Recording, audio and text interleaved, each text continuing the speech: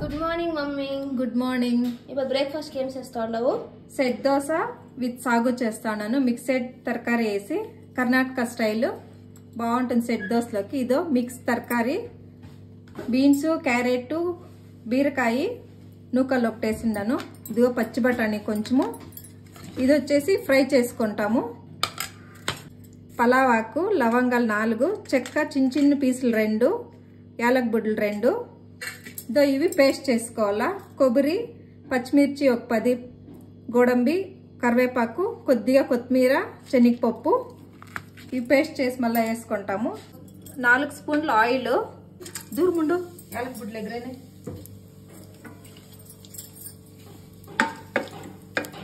Onion, chilli, కరివేపాకు వేసుకుంటాము.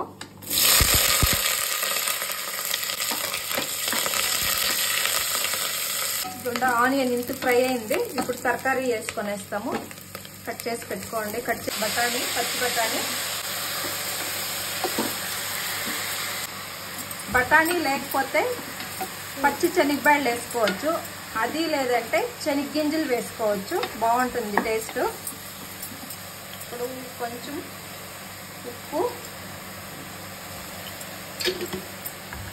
దీంట్లోకి చిల్లీ పౌడర్ వేసలే కాబట్టి పచ్చిమిరపకాయలు కొంచెం రుబ్బేకి పేస్ట్ చేసుకొని కొంచెం పచ్చిమిర్చి ఎక్కువ వేసుకోండి.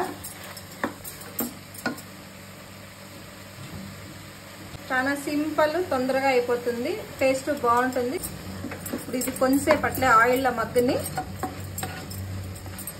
ఇస్తాము. శనగపప్పు, కొబ్బరి, పచ్చి కొబ్బరి వేయాల. పచ్చి కొబ్బరి లే కాబట్టి నేను ఎండు కొబ్బరి వేస్తా ఉండా. చిల్లీలు ఒక 10 చిల్లీ, గోడంబి 4, కరివేపాకు, కొత్తిమీర. తరకారీ ఇంత మగ్గింది. ఇప్పుడు ఉప్పు వండే పేస్ట్ వేసుకునేస్తాము. ఇదిగోండి, పచ్చిమిర్చి, కరివేపాకు వేసినాం కాబట్టి గ్రీనే ఉంటుంది. అలా చట్నీ కదా అనిపిస్తాను. అవును, కొబ్బరి చట్నీ ఉన్నట్లే ఉంటుంది, ఫ్లేవర్ అట్లే ఉంటుంది. కాకపోతే నేను సాల్ట్ వేయలేదు. సాల్ట్ వేసుకుంటే కొబ్బరి చట్నీ లాగే ఉంటుంది. కొబ్బరి చట్నీకి మనం గోడంబి వేసేలే, దీనికి గోడంబి వేసింటాము. ఇదిగోండి ఇంతే. ఇప్పుడు ఉప్పు కరెక్ట్గా ఉందేమో చూసుకుంటా. మనం చిల్లీ పౌడర్ కూడా అవసరం లేదు దీనికి. ఆల్రెడీ చిల్లీ వేసి గ్రీన్ చిల్లీ వేసిండాం కాబట్టి అవసరం ఉండాలి. వాటర్ పడుకోలేదా? వేయాలి వాటర్, ఇంకా లేదంటే అడగంటేసి. చాలా థిక్గా ఉండింది. ఇంకొంచెం వాటర్ వేసిండాను.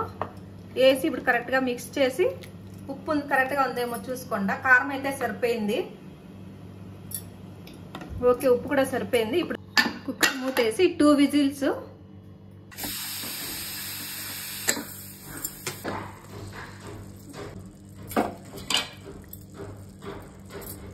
ఇదిగోండా మిక్సెడ్ తరకారీ సాగు రెడీ అయిపోయింది. ఇప్పుడు కొత్తిమీర అప్పుడే రుబ్బేకి కొంచెం వేసింటిని. ఇప్పుడు కొంచెం కొత్తిమీర వేసుకుంటాము.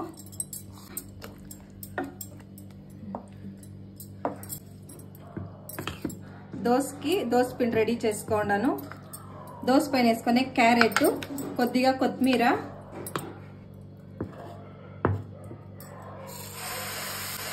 సెట్ దోశకి పెద్దగా వద్దు, పలుచగా వద్దు, జస్ట్ ఇంతే. దానికి పైన కొంచెం క్యారెట్,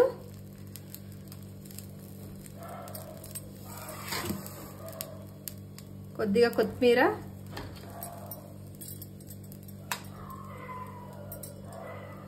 ఆయిల్ కొంచెము వేసి ఇప్పుడు మూత పెట్టుకుంటాము. ఇంకొక సైడ్ తిప్పేసుకుంటాము.